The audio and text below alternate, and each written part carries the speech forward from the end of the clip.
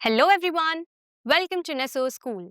हम पढ़ रहे हैं नेशनल पार्टीज के बारे में। पिछले लेक्चर में हमने नेशनल पार्टीज का एक इंट्रोडक्शन देखा था, जहां पर मैंने आप सभी को ये बताया था कि आखिर नेशनल पार्टीज होती क्या हैं। आज के इस लेक्चर में हम इंडिया की नेशनल पार्टीज के बारे में पढ़ने वाले हैं। मतलब हम ये समझेंगे कि हमारे देश में कौन कौन सी पॉलिटिकल पार्टीज नेशनल पार्टीज हैं। हमारे आज के लेक्चर का नाम है नेशनल पार्टीज ऑफ इंडिया। तो देख लेते हैं इस लेक्चर के टॉपिक्स। हमारे इस लेक्चर का एक ही टॉपिक होने वाला है, जिसका नाम है नेशनल पार्टीज ऑफ इंडिया। ये टॉपिक आपके चैप्टर में 3 पेजेस में दिया गया है। ये शुरू होता है यहाँ से लेकर यहाँ तक और फिर 3rd पेज में यहाँ से लेकर यहाँ तक। तो बिना किसी देरी के शुरू करते हैं और एक एक करके समझ लेते हैं हमारी नेशनल पॉलिटिकल पार्टीज के बारे में। 2023 में इलेक्शन कमीशन ऑफ इंडिया ने एक नोटिफिकेशन इशू करा था, जिसमें उन्होंने हमारे देश की नेशनल पार्टीज के बारे में बताया था। उन्होंने 6 पॉलिटिकल पार्टीज को नेशनल पार्टीज के तरह रिकॉग्नाइज किया था। तो हमारे चैप्टर में इन 6 पॉलिटिकल पार्टीज के बारे में दिया गया है अल्फाबेटिकली। तो हम उसी ऑर्डर को फॉलो करेंगे और एक एक करके हमारे देश की नेशनल पॉलिटिकल पार्टीज को समझेंगे। तो यहाँ पे हमारी 6 नेशनल पार्टीज कौन कौन सी हैं? सबसे पहले दी गई है आप, मतलब आम आदमी पार्टी। उसके बाद दूसरी नेशनल पार्टी यहाँ पर दी गई है BSP, Bahujan Samaj party. 3rd national party है हमारी बीजेपी, भारतीय जनता पार्टी।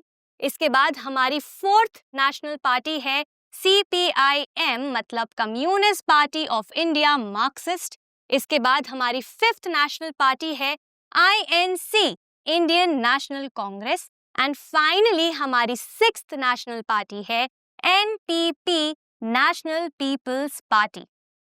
तो चलिए एक एक करके इन सभी नेशनल पॉलिटिकल पार्टीज के बारे में पढ़ लेते हैं और शुरू करते हैं हमारी सबसे पहली नेशनल पार्टी के साथ, जिसका नाम है आम आदमी पार्टी। आम आदमी पार्टी को आप सभी आप के नाम से भी जानते हैं। इस पार्टी का गठन हुआ था 26 नवंबर 2012 में और इस पार्टी के फाउंडर कौन है? अरविंद केजरीवाल जी। और आम आदमी पार्टी का सिंबल क्या है? एक ब्रूम, मतलब एक झाड़ू। क्योंकि ये एक नेशनल पॉलिटिकल पार्टी है, इसीलिए ये सिंबल इनका एक यूनिक सिंबल है, यूनिक चिन्ह है। आम आदमी पार्टी को फाउंड करा गया था एक काफी फेमस प्रोटेस्ट के बाद, जिस प्रोटेस्ट का नाम है anti corruption movement. Anti corruption movement या प्रोटेस्ट अन्ना हजारे जी ने शुरू किया था 2011 में, जिसमें अरविंद केजरीवाल जी भी शामिल थे। और उसके बाद 2012 में इन्होंने आम आदमी पार्टी को फॉर्म किया। तो अब हमने इन तीनों बातों के बारे में समझ लिया है कि ये पार्टी कब फॉर्म हुई थी, इसके फाउंडर कौन है और इस पार्टी का सिंबल क्या है। तो अब आगे बढ़ते हैं और आपके बारे में थोड़ी और इंफॉर्मेशन समझ लेते हैं। यहाँ पर लिखा है, AAP was founded on the idea of accountability, clean administration, transparency and good governance. हर एक पॉलिटिकल पार्टी किसी ना किसी आइडियोलॉजी पर बेस्ड होती है, किसी ना किसी आइडिया पर बेस्ड होती है। उसी तरीके से आम आदमी पार्टी भी कुछ आइडियाज पर बेस्ड है। ये आइडियाज कौन कौन से हैं? सबसे पहले है idea of accountability. Idea of accountability का मतलब है जवाबदेही। मतलब यहाँ पर जो हमारे लीडर्स हैं, जो हमारे सरकार है, वो रिस्पॉन्सिबल होती है, अकाउंटेबल होती है टुवर्ड्स इट्स सिटीजन्स। तो अगर कोई भी गलती होती है, कोई भी काम अगर सरकार करती है, लीडर करती है, तो उसके लिए वो अकाउंटेबल होते हैं, रिस्पॉन्सिबल होते हैं। ठीक है, उनको जवाब देना पड़ता है अपने लोगों को। उसके बाद है क्लीन एडमिनिस्ट्रेशन। क्लीन एडमिनिस्ट्रेशन का मतलब है कि एकदम साफ सुथरा एडमिनिस्ट्रेशन, प्रशासन। मतलब कि यहाँ पर बिना करप्शन के एडमिनिस्ट्रेशन होना चाहिए। इसके बाद 3rd आइडिया है ट्रांसपेरेंसी का। ट्रांसपेरेंसी का मतलब है कि लीडर्स या हमारी सरकार जो भी काम कर रही है, जो भी फैसले ले रही है, वो ट्रांसपेरेंट होने चाहिए। मतलब उन्हें कुछ भी नहीं छुपाना चाहिए लोगों से, सिटीजन से। सिटीजन्स को पता होना चाहिए कि सरकार क्या काम कर रही है, किस प्रकार के फैसले वो ले रही है, और उसी को हम ट्रांसपेरेंसी कहते हैं। और उसके बाद है आइडिया ऑफ गुड गवर्नेंस, मतलब एक अच्छे गवर्नेंस का, एक अच्छे शासन का मतलब आपका जो रीजन है आप उसको अच्छे से डेवलप कर रहे हैं, उसके लिए काम कर रहे हैं, लोगों को कोई तकलीफ नहीं है, परेशानी नहीं है, वो पार्टिसिपेट कर पा रहे हैं डेमोक्रेसी में। तो इन्हीं सब आइडियाज पर आम आदमी पार्टी बनी थी। इसके बाद देखते हैं हमारा अगला पॉइंट क्या कहता है। ईयर आफ्टर इट्स फॉर्मेशन आप emerged as the second largest party in the Delhi Legislative Assembly election। 2012 में आप फॉर्म हुई और 2013 में दिल्ली लेजिस्लेटिव असेंबली इलेक्शंस को कंडक्ट कराया गया। और 2013 में मतलब एक ही साल बाद आप जो थी वो सेकंड लार्जेस्ट पार्टी की तरह इमर्ज हुई, जो कि एक बहुत बड़ी बात है क्योंकि ये पार्टी एकदम नई थी, लेकिन उसके बाद भी ये सेकंड लार्जेस्ट पार्टी बनी। अब सेकंड लार्जेस्ट पार्टी का मतलब क्या है? जब भी कहीं पर कोई इलेक्शंस होते हैं, जैसे कि यहाँ पर जब दिल्ली के इलेक्शंस हुए, तो उस वक्त जो भी पार्टी सबसे ज्यादा वोट्स लेकर आती है उसे हम लार्जेस्ट पार्टी कहते हैं, और जो भी पॉलिटिकल पार्टी सेकंड नंबर पे आती है उसे हम सेकंड लार्जेस्ट पार्टी कहते हैं। तो यहाँ पर 2013 में बीजेपी को सबसे ज्यादा वोट्स मिले थे, तो वो लार्जेस्ट पार्टी की तरह इमर्ज हुई, और आप पार्टी को सेकंड लार्जेस्ट वोट्स मिले थे, इसलिए वो सेकंड लार्जेस्ट पार्टी की तरह इमर्ज हुई। और उसके बाद आम आदमी पार्टी ने आईएनसी के साथ हाथ मिलाया, मतलब आईएनसी ने आपको सपोर्ट किया, जिसकी मदद से 2013 में आम आदमी पार्टी ने दिल्ली में अपनी सरकार फॉर्म करी। ठीक है, तो यहाँ पर क्या हुआ, अगले ही साल फॉर्मेशन के आप जो थी वो सेकंड लार्जेस्ट पार्टी की तरह इमर्ज हुई। अब समझ लेते हैं हमारा नेक्स्ट पॉइंट। आप emerged as the third front in the politics of Gujarat after 2022 Gujarat legislative assembly elections. इसके बाद 2022 में जब गुजरात में लेजिस्लेटिव असेंबली इलेक्शंस हुए, तो उसमें भी आम आदमी पार्टी जो थी वो एक थर्ड फ्रंट के तरह इमर्ज हुई। थर्ड फ्रंट के तरह इमर्ज हुई का मतलब क्या है? गुजरात में ज्यादातर दो पार्टीज ही जीतती थी, या तो बीजेपी या तो कांग्रेस, तो कंपटीशन उन्हीं दोनों के बीच में होता था, उन्हीं दोनों के अलायंसेस के बीच में होता था।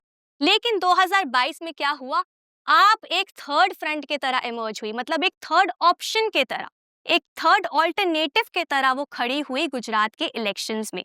ठीक है, तो एक उन्होंने एक टफ कंपटीशन दिया बाकी की दोनों पार्टीज को, और इसी वजह से यहाँ पे लिखा गया है कि यहाँ 2022 में गुजरात में आम आदमी पार्टी एक थर्ड फ्रंट के तरह खड़ी थी बाकी दोनों पार्टीज के सामने। अब देखते हैं हमारा नेक्स्ट पॉइंट। आप formed governments in Punjab and Delhi. आम आदमी पार्टी ने पंजाब में और दिल्ली में अपनी गवर्नमेंट्स को फॉर्म किया, सरकार बनाई। ठीक है, उसके बाद इन 2019 Lok Sabha election it secured 1 seat, और उसके बाद 2019 में जब लोकसभा इलेक्शंस हुए तो उसमें आम आदमी पार्टी को 1 सीट मिली लोकसभा में। तो ये बात हो गई हमारी सबसे पहली नेशनल पार्टी की, मतलब आम आदमी पार्टी की। अब आगे बढ़ते हैं हमारी दूसरी नेशनल पार्टी की तरफ, जिसका नाम है बहुजन समाज पार्टी, जिसे आप सभी बीएसपी के नाम से पहचानते हैं। बीएसपी कब फॉर्म हुई थी? 14 अप्रैल 1984 में।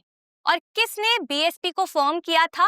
कांशीराम जी ने। तो इन्होंने बीएसपी को फॉर्म किया था 1984 में। बीएसपी का सिंबल क्या है? An elephant. ठीक है, एक हाथी जो है वो उनका चिन्ह है। ठीक है, उनका यूनिक सिंबल है। अब बीएसपी के बारे में समझ लेते हैं कुछ इंपॉर्टेंट बातें। यहाँ पर लिखा है, BSP seeks to represent and secure power for the Bahujan Samaj, which includes the Dalits, Adivasis, OBCs and religious minorities।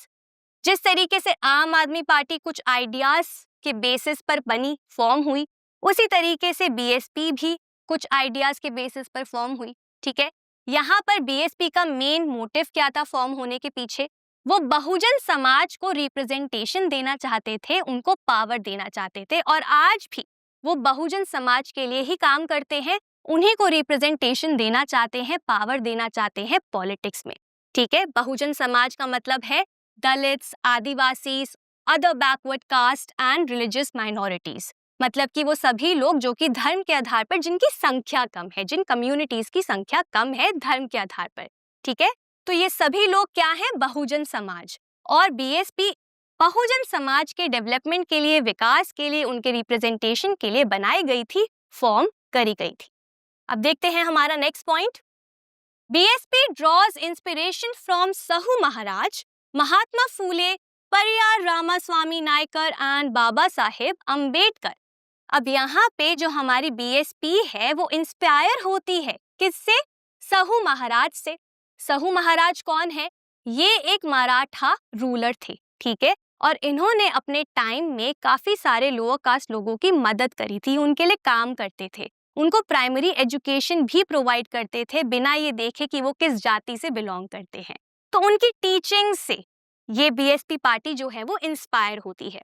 उसके बाद है महात्मा फूले जी। इनके बारे में मैंने आपको पहले भी बताया है कि ये एक सोशल रिफॉर्मर थे। इन्होंने भी बहुत ज्यादा काम किया है लोअर कास्ट के लोगों के लिए, इनइक्वालिटीज को खत्म करने के लिए। उसके बाद परियार रामास्वामी नायकर जी एंड बाबा साहेब अम्बेडकर, इन लोगों ने भी बहुत ज्यादा काम किया है लोअर कास्ट के लोगों के लिए। इनफैक्ट अम्बेडकर जी तो खुद बहुजन समाज से ही बिलोंग करते थे, वो खुद एक दलित थे, ठीक है। तो इन सभी लोगों से BSP जो है वो इंस्पायर होती है और इनके जो भी आइडियाज हैं वो इन्हीं सब लोगों के कामों से, इनकी टीचिंग से ही इंस्पायर्ड है। अब आगे बढ़ते हैं नेक्स्ट पॉइंट की तरफ। Main base in Uttar Pradesh and substantial presence in Madhya Pradesh, Chhattisgarh, Uttarakhand, Delhi and Punjab. मतलब कि वैसे तो अगर हम देखें तो BSP का जो मेन बेस है, जो मेन अड्डा है वो उत्तर प्रदेश है। मतलब सबसे ज्यादा स्ट्रॉन्ग BSP कहाँ पर है? उत्तर प्रदेश में है। लेकिन उसके अलावा उनका काफी ज्यादा अच्छा खासा प्रेजेंस है मध्य प्रदेश में, छत्तीसगढ़ में, उत्तराखंड में, दिल्ली में और पंजाब में। और इसी वजह से BSP एक नेशनल पार्टी भी है। अब आगे बढ़ते हैं हमारे आखिरी पॉइंट की तरफ।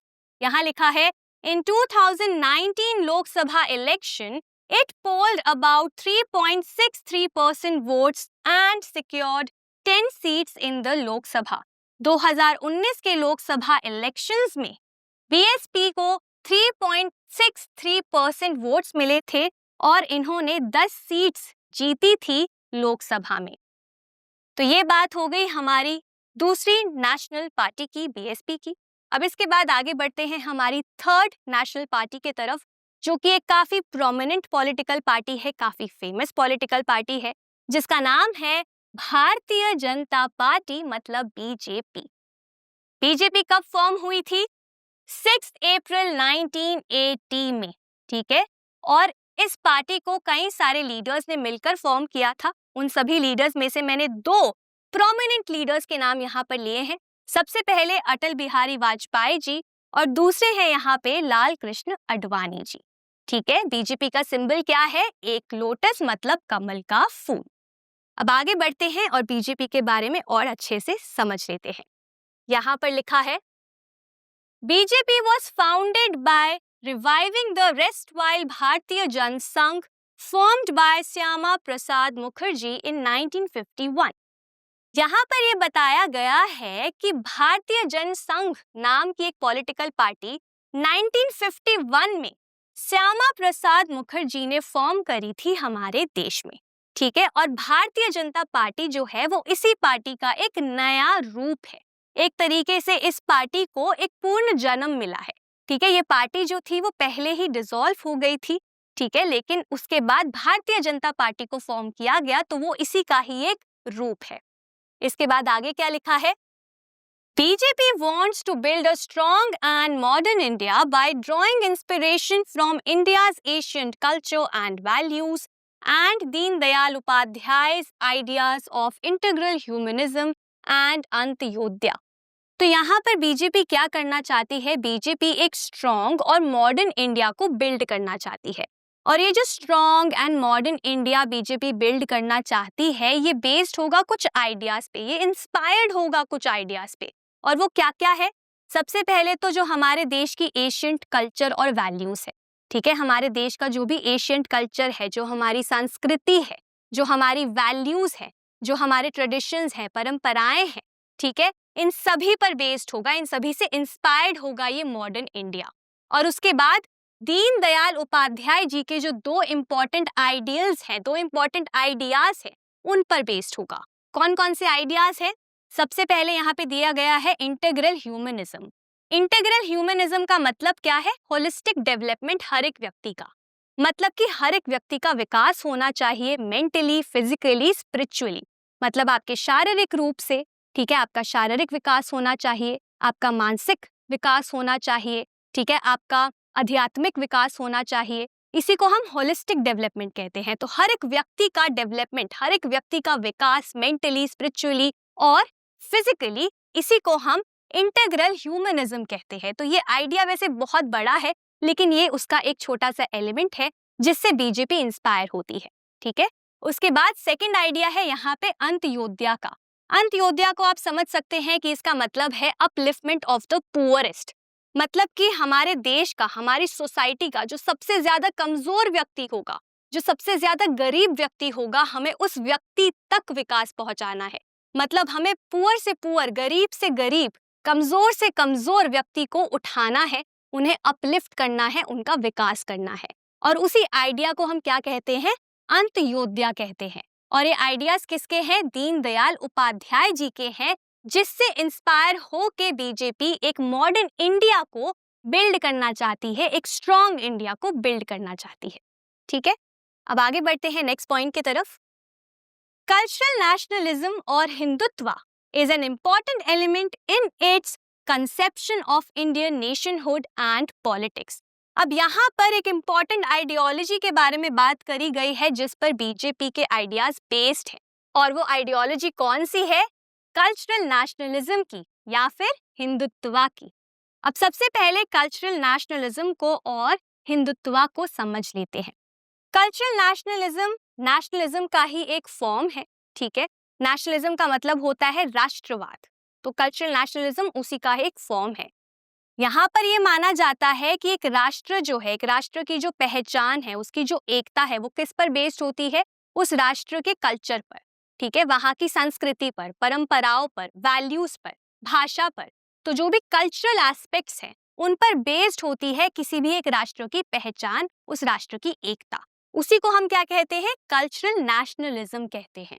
और हिंदुत्व क्या है? हिंदुत्व कल्चरल नेशनलिज्म का ही एक रूप है। कई बार कई लोग हिंदुत्व और हिंदुइज्म में कंफ्यूज हो जाते हैं, उनको लगता है ये दोनों ही सेम है और हिंदुत्व एक रिलीजन है, लेकिन ऐसा नहीं है। हिंदुत्व एक रिलीजन नहीं है, ये एक आइडियोलॉजी है, ठीक है। हिंदुत्व का मतलब क्या है? वे ऑफ लाइफ, एक जीने का तरीका, जीवन शैली, उसको हम हिंदुत्व कहते हैं। तो यहाँ पर क्या बोला जाता है? यहाँ पे ये बोला जा रहा है कि हमारे राष्ट्र की, हमारे देश की जो भी एशियंट कल्चरल वैल्यूज हैं, जो भी ट्रेडिशंस हैं, जो भी संस्कृति है हमारी, ठीक है, जो भी हमारे पहले के आइडियाज है, हमें उन सभी को अपने मॉडर्न इंडिया में लेकर आना है, ठीक है। उन्हीं के बेसिस पर हमें अपनी पहचान बनानी है, हमें अपने देश को स्ट्रॉन्ग बनाना है। जिस तरीके से हमारे एशियंट इंडिया में, हमारे भारत में पहले लोग रहते थे, जिस तरीके से अपना जीवन व्यतीत करते थे, ठीक है, जो वे ऑफ लाइफ था उनका, उसी को हिंदुत्व बोला जाता है। और उसी को लाने की कोशिश करी जाती है यहाँ पे हमारे देश में, मॉडर्न इंडिया को क्रिएट करने के लिए, हमारे नेशनहुड के लिए, हमारी पॉलिटिक्स में। और यही एक मोटिव है, यही एक बेसिक आइडिया भी है भारतीय जनता पार्टी का, ठीक है। अब आगे बढ़ते हैं नेक्स्ट पॉइंट की तरफ।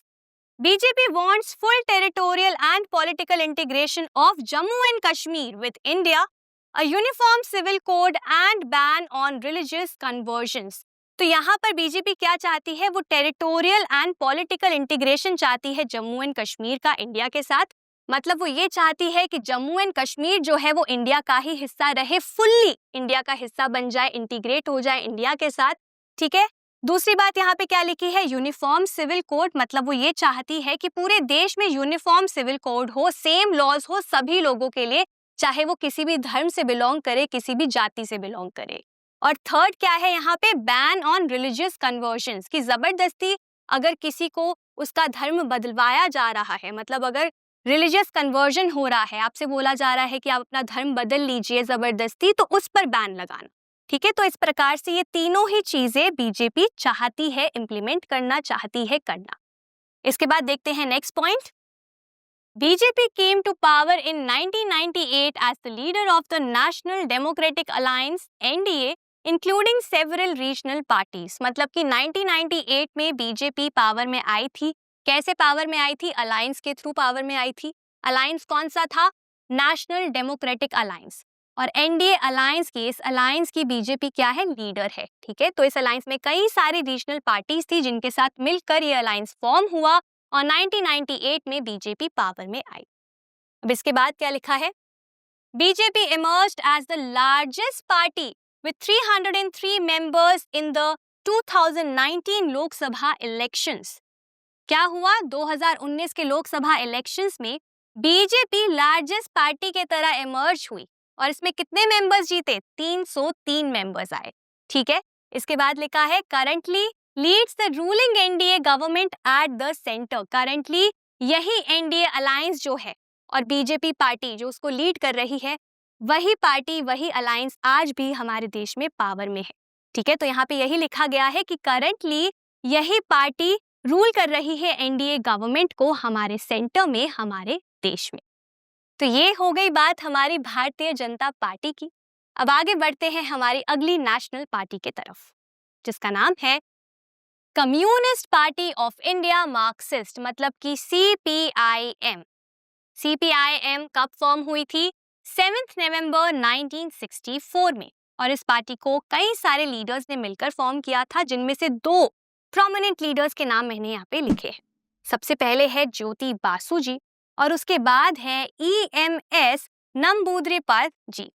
ठीक है, तो ये दोनों और इनके साथ कई सारे लीडर्स ने मिलकर इस पार्टी को फॉर्म किया था। CPIM का सिंबल क्या है, a hammer, a sickle and a star. अब इसके बाद पढ़ लेते हैं CPIM के बारे में।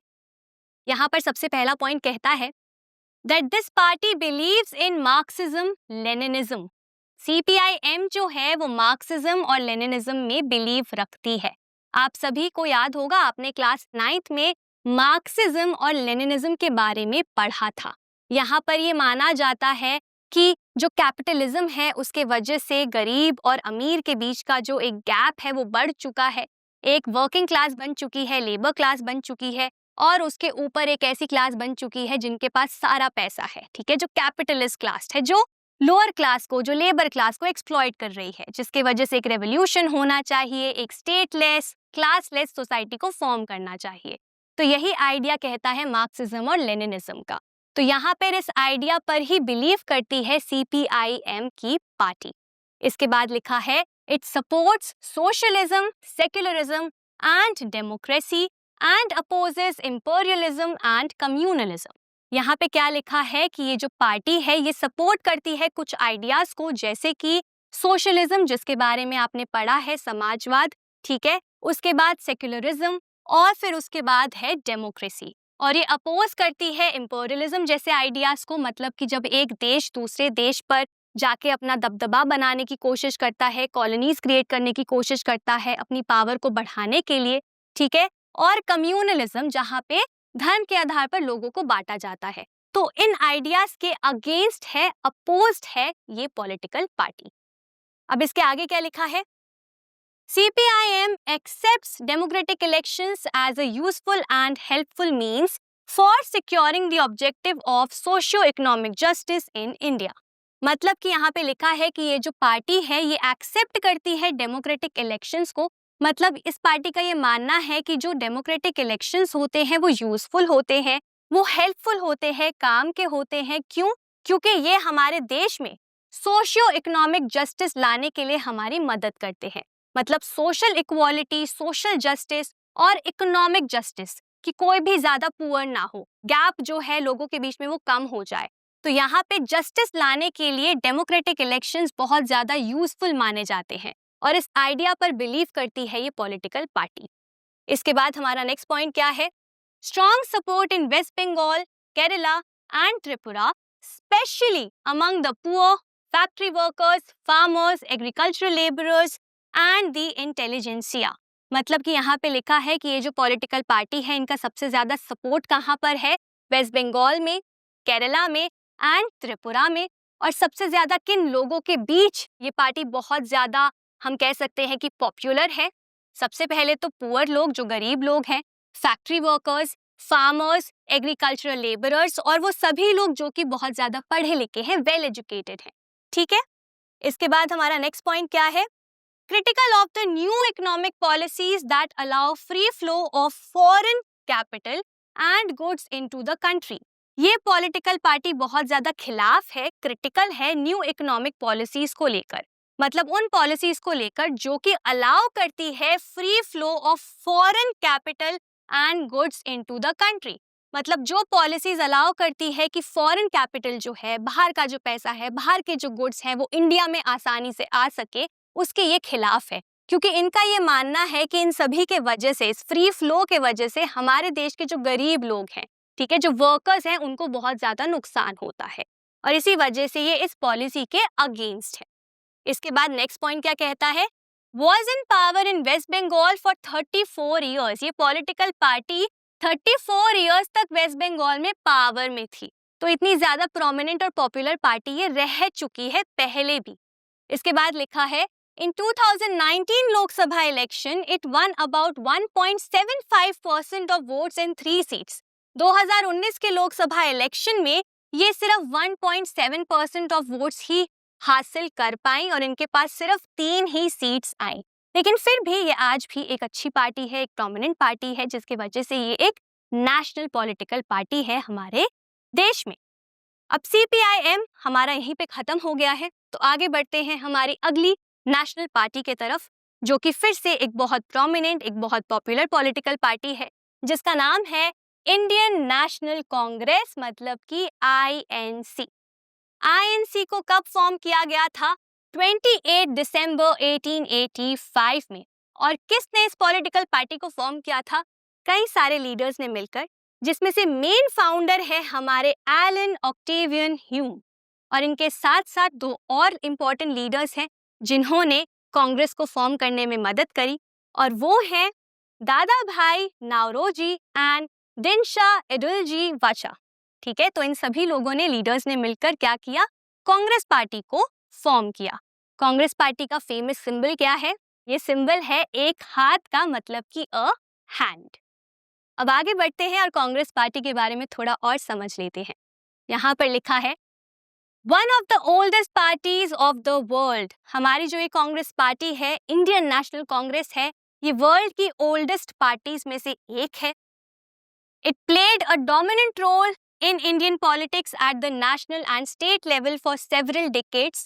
कई सालों तक ये पॉलिटिकल पार्टी बहुत ज्यादा डोमिनेंट रही है हमारे देश में, नेशनल एंड स्टेट दोनों ही लेवल्स पर। तो बहुत ज्यादा इंपॉर्टेंट पार्टी और स्ट्रॉन्ग पार्टी ये रह चुकी है। इसके बाद हमारा नेक्स्ट पॉइंट क्या है? Under the leadership of Jawaharlal Nehru the party sought to build a modern secular democratic republic in India।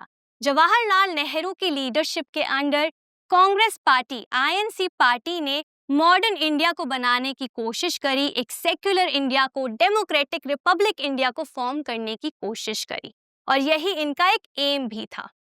इसके बाद हमारा नेक्स्ट पॉइंट क्या है?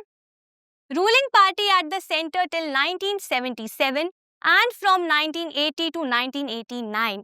मतलब कि ये पॉलिटिकल पार्टी इतनी डोमिनेंट क्यों थी? क्योंकि 1947 से लेकर 1977 तक इंडियन नेशनल कांग्रेस ही हमारी पावर में थी, ठीक है, और उसके बाद 1980 से लेकर 1989 के बीच में भी यही पार्टी पावर में थी। इसके बाद लिखा है, after 1989 its support declined but it continues to be present throughout India.